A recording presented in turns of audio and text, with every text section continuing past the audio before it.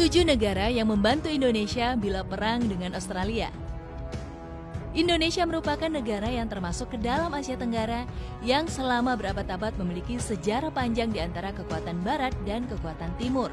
Sejak Indonesia berdiri di sisi netral dan sebagai negara non-blok. Namun di era masing-masing Indonesia bersandar pada salah satu sisi tersebut. Pada era Soekarno, Indonesia sedikit terlihat condong ke timur atau Uni Soviet di era Perang Dingin. Namun pada periode presiden berikutnya, Indonesia sedikit condong ke kekuatan Barat tanpa meninggalkan posisinya sebagai negara non-blok yang mencerminkan nilai 1000 teman dan tidak ada musuh. Nah, berikut daftar negara yang bantu Indonesia jika berperang dengan Australia.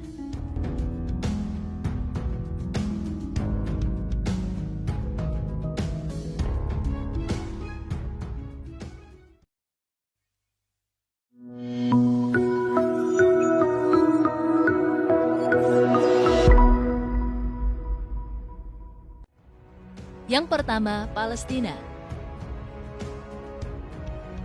Indonesia dikenal sebagai salah satu negara pertama yang mengakui Palestina di PBB, Kemenlu RI di Yordania tahun 2018.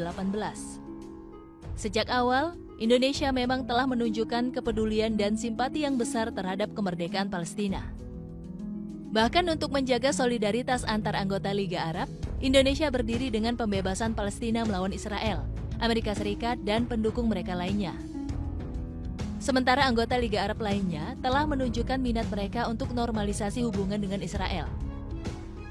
Indonesia berdiri dengan kepentingannya sendiri di Palestina untuk menolak proposal normalisasi yang diberikan oleh Amerika Serikat. Akibatnya, situasi ini semakin mendekatkan hubungan diplomatik Indonesia dengan Palestina.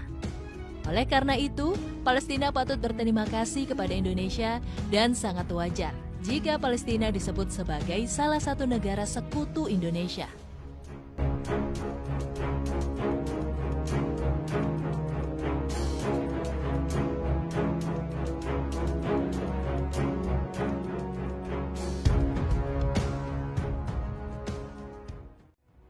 Kedua, Arab Saudi. Sekitar 10,3% dari PDB Arab Saudi berasal dari sektor perjalanan dan pariwisata pada tahun 2019. Menurut World Travel and Tourism Council tahun 2020, Indonesia menjadi pengunjung terbesar keempat yang mencapai 8% dari total pengunjung di seluruh dunia. Ikatan Hubungan Islam telah memainkan peran penting dalam kerjasama bilateral ini. Saat ini Indonesia dan Arab Saudi adalah anggota Liga Arab dan Organisasi Kerjasama Islam yang memberikan peluang bagi kedua negara untuk membangun agenda bersama, terutama pada kepentingan geopolitik. Hubungan bilateral antara Indonesia dan Arab Saudi memang diketahui sangat erat.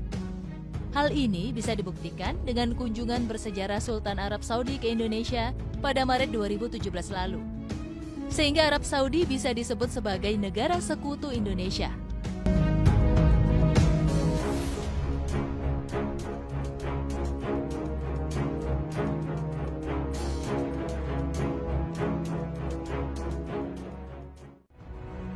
Ketiga, Cina.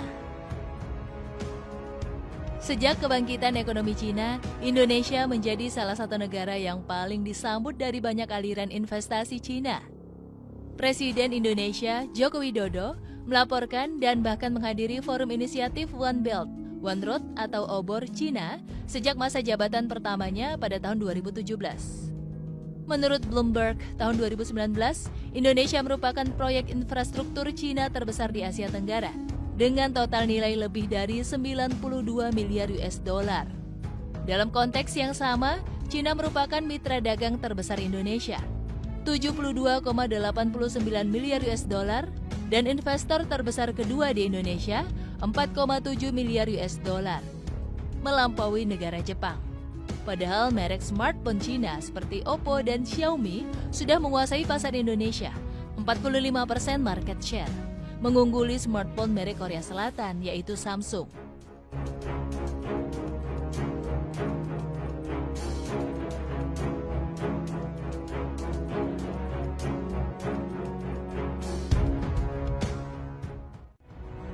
Keempat, Rusia.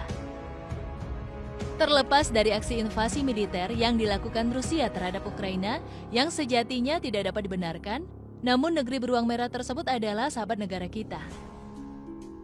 Hubungan diplomatik Indonesia dan Rusia telah terjalin mesra sejak zaman Presiden Soekarno. Selain itu, sudah menjadi rahasia umum bahwa Rusia adalah musuh terbesar Amerika Serikat dalam hal politik dan militer. Maka jika Indonesia diserang oleh negara Australia dan sekutunya itu, Rusia tentu tidak akan tinggal diam, bahkan mungkin menjadi garda terdepan untuk membantu kita.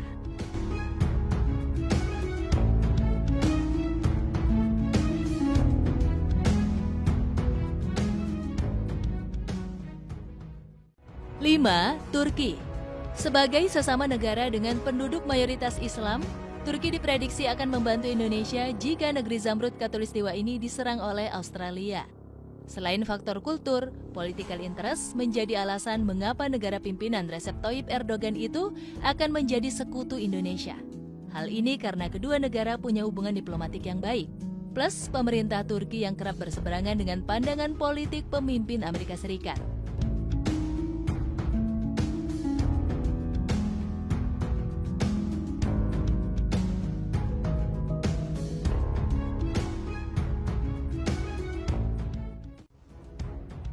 Keenam, Mesir.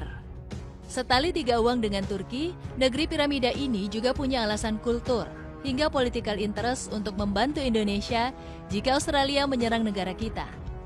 Sejarah mencatat bahwa Mesir adalah negara pertama yang mengakui kedaulatan Indonesia saat memproklamasikan kemerdekaan di tahun 1945 lalu. Hubungan diplomatik kedua negara pun terus mesra hingga saat ini. Ditambah faktor banyaknya penduduk Muslim Indonesia yang mengenyam pendidikan tinggi di Mesir, yang menjadi tempat dari kampus Islam top dunia yakni Al-Azhar University. Jadi sepertinya tidak ada alasan bagi Mesir untuk tidak membantu Indonesia jika sewaktu-waktu diserang oleh Australia.